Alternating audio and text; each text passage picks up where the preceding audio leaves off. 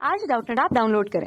Doubtnut पर अपने सभी गणित, रसायन विज्ञान, भौतिक विज्ञान और जीव विज्ञान के डाउट्स का करो सफाया। बस प्रश्न की फोटो खींचो, एक ही प्रश्न को क्रॉप करो और तुरंत वीडियो सोल्यूशन पाओ। अभी डाउनलोड करें। नमस्कार दोस्तों, हमसे पूछा गया यहाँ पर इलेक्ट्रॉन नाभिक के अंदर क्यों नहीं रह सकता है। देखो, जो नाभिक होता है हमारे पास, जैसे कि नाभिक हो गया, मान लिया कि ये हमारा नाभिक है, ठीक है। अब नाभिक के अंदर क्या होता है, प्रोटॉन और न्यूट्रॉन होते हैं। तो प्रोटॉन यहाँ पर धनावेशित होता है, न्यूट्रॉन पर कोई आवेश नहीं होता। तो इस प्रकार यहाँ पर प्रोटॉन और न्यूट्रॉन होते हैं, ठीक है। तो ये लिख देता हूँ मैं। अब होता क्या है कि प्रोटॉन और न्यूट्रॉन आपस में जुड़े होते हैं। तो जुड़े किस प्रकार होते हैं, एक नाभिकीय बल होता है, उसके कारण जुड़े होते हैं, ठीक है। तो ये नाभिकीय बल होता है, नाभिकीय बल। तो देखो, अगर यहाँ से इस नाभिक के अंदर यहाँ पर हमारे, अगर मैं इसे प्रोटॉन प्रोटॉन और प्रोटॉन न्यूट्रॉन में जो नाभिक के बल लग रहा है, अगर मैं इसे तोड़ना चाहता हूँ यहाँ पर, इसका मतलब है कि प्रोटॉन और न्यूट्रॉन को बिल्कुल अलग करना चाहता हूँ। तो यहाँ पर प्रोटॉन न्यूट्रॉन, तो इन दोनों को आपस में अलग करने के लिए, फिर प्रोटॉन को भी यहाँ पर दूर बिखेरने के लिए हमें कुछ ऊर्जा की आवश्यकता होगी। इसका मतलब है कि मुझे नाभिक तोड़ना पड़ेगा इसे, ठीक है। तो तोड़ने के लिए जो ऊर्जा की आवश्यकता होती है वो हमारी बंधन ऊर्जा कहलाती है। बंधन ऊर्जा बोलते हैं जिसको हम। अब एक पल के लिए मान लेते हैं कि इलेक्ट्रॉन हमारे इसके अंदर है, ठीक है, नाभिक के अंदर है। तो यहाँ पर अगर नाभिक के अंदर है तो हमें पता है कि नाभिक का जो व्यास होता है 10⁻⁻14 मीटर की कोटि का होता है, ठीक है। अगर ये मीटर की इतनी की कोटि का है तो हमारी जो इलेक्ट्रॉन की तरंग दैर्घ्य होनी चाहिए इसी कोटि की होनी चाहिए, व्यास की कोटि की होनी चाहिए, तभी इसमें रह पाएगा। तो तरंग दैर्घ्य यहाँ पर लैम्डा बराबर हमारे कितनी होनी चाहिए, इलेक्ट्रॉन की लैम्डा बराबर 10⁻⁻14 मीटर की होनी चाहिए, ठीक है। अब यहाँ पर अगर हमारी तरंग दैर्घ्य इतनी है तो इसके सापेक्ष डी ब्रोगली तरंग दैर्घ्य निकाल सकता हूँ, सॉरी संवेग निकाल सकता हूँ डी ब्रोगली समीकरण से। अब कैसे निकालते हैं, जैसे कि संवेग हमारा होता है एच बटा लैम्डा, ठीक है। तो यहाँ पर लैम्डा हमें पता है कि 10⁻⁻14 मीटर हो गया। एच हमारा प्लांक नियतांक होता है, एक नियत राशि होती है, ये होती है 6.63 गुना 10⁻⁻34 और ये जूल गुना सेकंड में होती है।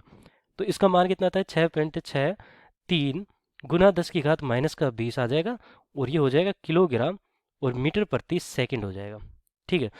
तो ये हमारी डी ब्रोगली तरंग दैर्घ्य आ गई।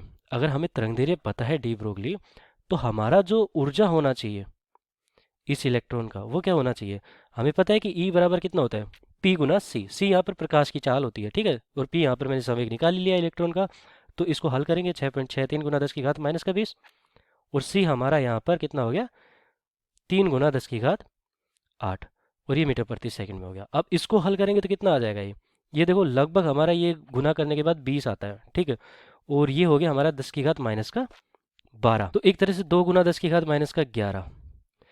अगर देखो ये तो जूल में आ चुका है, और अगर मुझे मेगा इलेक्ट्रॉन वोल्ट में निकालना है तो इलेक्ट्रॉन वोल्ट में ये कितने हो जाएगी, 1.6 गुना 10⁻⁻19 से भाग दूंगा तो मेगा इलेक्ट्रॉन वोल्ट में लिख देता हूँ, ये कितनी हो जाती है, 125 मेगा इलेक्ट्रॉन वोल्ट के आसपास आती है, ठीक है। इतनी ऊर्जा ये इसके बराबर है, इसमें भाग देना पड़ता है 1.6 गुना 10⁻⁻19 का। अब देखो ये तो हमारी ऊर्जा आ गई इलेक्ट्रॉन की। अगर इलेक्ट्रॉन इस नाभिक में होगा तो इतनी ऊर्जा के साथ होगा, ठीक है। क्योंकि हमें हमें क्या पता था, केवल और केवल इस व्यास पता था, उस व्यास के संगत हमने तरंग दैर्घ्य लिखा और फिर उसके संगत हमने ऊर्जा निकाल लिया।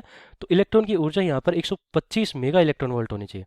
जबकि हमें पता है कि जब रेडियो एक्टिव तत्व होता है उससे जो बीटा किरणें निकलती है, बीटा किरणें, तो बीटा किरणें एक तरह से यहाँ पर इलेक्ट्रॉन होती है और इलेक्ट्रॉन यहाँ पर उच्च ऊर्जा की होती है, तो उसकी ऊर्जा भी होती है 2 से 3 मेगा इलेक्ट्रॉन वोल्ट होती है, ठीक है। तो इतनी ही कोटि की होती है, जबकि हमारा इलेक्ट्रॉन तो हमने निकाला है कि 125 मेगा इलेक्ट्रॉन का होना चाहिए।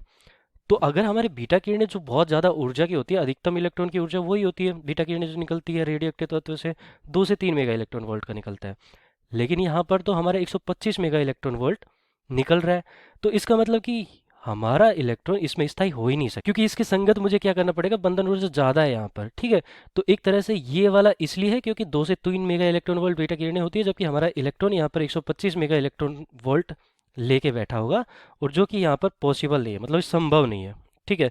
तो यही कारण है कि ये नाभिक के अंदर नहीं रह सकता। धन्यवाद। कक्षा 6 से 12वीं से लेकर नीट, IIT, JEE वो एडवांस के लेवल तक 1 करोड़ से ज्यादा छात्रों का भरोसा। आज ही डाउनलोड करें डाउटनेट ऐप या व्हाट्सएप करें अपने सारे डाउट्स 8400 400 400 पर।